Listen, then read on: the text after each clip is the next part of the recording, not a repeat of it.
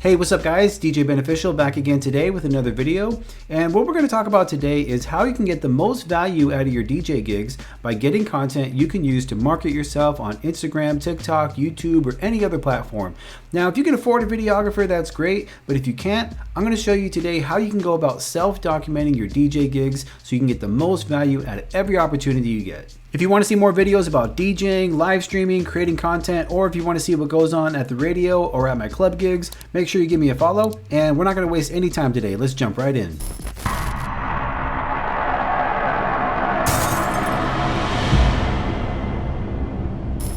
Now, if your start time is at midnight, I'd recommend getting to the club around 10:30. That way you have more than enough time to get all the extra B-roll footage that'll really help you tell your story. Because once you start performing, you're locked into that point of view and you won't be able to get any other angles. So some B-roll footage ideas I would recommend are the bartender pouring drinks, the bottle service girls bringing out the bottle with the sparklers, maybe zoom in on some of the club lights if they have a chandelier or anything like that. Once the dance floor starts to fill in, you want to get some dance floor footage, but from a different angle than the angle you're going to be at when you're on the stage. Once the line is long enough, get some footage of the people in line. If a dance circle pops off, then you definitely want to be right in there. And what you're really looking for is just extra aesthetic footage, because once you start DJing, that's really the only footage you're going to be able to get, and you'll have your whole set to get that footage. So you really just want to get this kind of footage out of the way first. Now, another thing I'd recommend too is before you even set foot inside the club, if you have a drone, you should definitely get some drone footage first. Whenever you watch a movie or a TV show, the way they start by telling their story is they always set the location first, and you want to do the same thing. So what you want to do is you want to get some city footage, fly it around, and maybe get some footage of the buildings and just show the overall location and area. And then you want to get some footage outside of the club. One of the shots I'd recommend are zooming in on the logo if there's like a bright sign, a neon sign or something that has the club's name on it, and then fly up from there. So that way you also can play that footage in reverse and have it where the drone's coming down towards the club. Now, if you're thinking about getting a drone for yourself, I just want to show you the one that I use. This is called the DJI Mavic Mini, and just look how small it is compared to my hand. But this little guy takes care of business. So if you're thinking about getting a drone and you don't want to spend a lot of money, this is all you really need. You don't need a big, expensive, fancy drone to get good footage. So if you want to get one, this is the one I'd recommend. Now, our next topic is what kind of camera should you be using to get footage once you're inside the club? Now, ultimately, that comes down to what your preference is, what type of results you're looking for, and what your budget is. You can really do damage with just using your cell phone as long as you know how to shoot with it, and I've done that for a while myself. I recently just upgraded and got my first DSLR camera. It's the Canon Rebel SL3, and that's what I'm using to film today's video, so I can't actually show it to you, but I have the box right here, so I can at least show you what it looks like and give you an idea. And basically, this is an entry-level DSLR. So if you're looking to take your videography seriously, but you don't want to break the bank, you just want to get an idea of how everything works, this is definitely a camera I would recommend anybody who is just getting started. Now, you could also go with a GoPro or a GoPro competitor. And what's great about these is they don't take up a lot of space in your bag. They shoot in 4K, and as long as you have a big enough memory card, they can record your whole set. And also, they don't draw a lot of attention either. So you could set up a couple of these and get a couple different angles. All right, so I'm going to quickly go over a couple different mounting options. So if you have a GoPro, a DSLR, a mirrorless camera, or if you have an attachment like this for your cell phone, they all have a little mounting hole on the bottom, and use that to attach to different types of stands.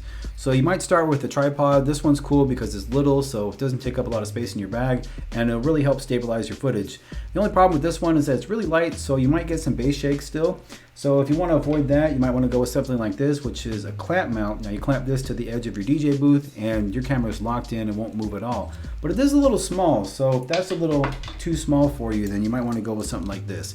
I've got a lot of use out of this. It's called the Magic Arm, and what's great about it is you can just position it however you like, and once you have it in the position you want, just go ahead and turn that knob. That'll lock it in, and it's really stable. So you can have it sticking out, you can have it sticking up. There's a lot of different options you have with that. And this is another one that I really like too. So this one actually came with the combo pack when I ordered my Canon camera. And what's great about it is you can do some of those rotating kind of shots with it, but it also opens up and becomes a tripod. So this is the one that I actually take with me the most. Now, I know the cost of all this stuff can really add up. So if you can only afford to get one thing, I would recommend just getting a new cell phone. I bought the iPhone 11 Pro back in 2019, and this thing has really helped out a lot. It shoots really well in any low light setting inside of any nightclub. It can shoot 4K 60 and 1080 at 120, which is great for being able to slow down footage, and it's self-stabilizing to a certain extent, so it takes out a lot of the camera shake. So if you have something like this, you could probably get by pretty well. Now, if you want to take your stabilization to the next level, you might want to get one of these. This is a gimbal. This one in particular is called the Moza Mini S. And basically it folds up so it can fit in your bag, but you can unfold it and just go ahead and put your phone in here.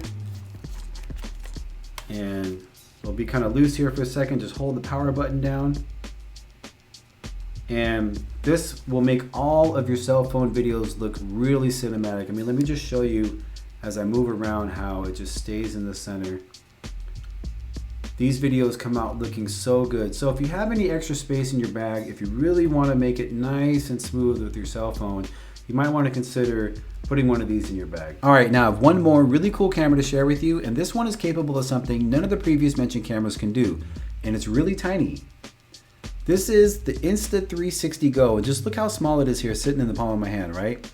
Now it's not actually a 360 camera, and it only records for 1 minute at a time. So why would I use this if I already have a GoPro? Well, I'll tell you. So there's a magnetic back to it, right? And you pair it with this necklace that has a magnetic disc on it. I don't know if you see where I'm going with this yet, but you tuck this in your shirt real inconspicuous, you stick it right here and it just connects. And now you can use this to get first person view. So as you're DJing, you just reach over here, press the button, and then you continue to do whatever it is you're doing, touching the knobs, the levers, throwing a scratch, and it sees everything in this really cool first person view. So there's the magnetic disc that you use to mount to your chest. There's also this attachment, which you can use to mount to your hat. Let me see if I can do it here real quick. Yep, got it on there. Now, I'm not gonna lie, this does look a little dorky, but you can get that first person head view as well. And there's also another mount attachment that you can use.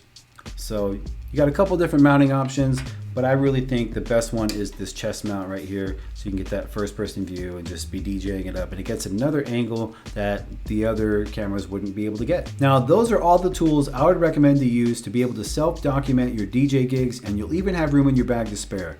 I know this because I bring all that stuff with me every time I go and DJ, and the purpose of this is to be able to make the most of every opportunity that comes your way. Now, editing is a whole other discussion, and I'll make a video in the future showing what plugins I use and what steps I take in my editing process, but you have to start with capturing quality footage first to be able to work with it. Now, if you want to make sure you don't miss out on that video coming soon, be sure to hit that subscribe button below if you haven't done so already. Other than that, I just want to say thank you for coming through and watching my video today. I appreciate each and every one of you, and I'll catch up with you again on the next video. Peace.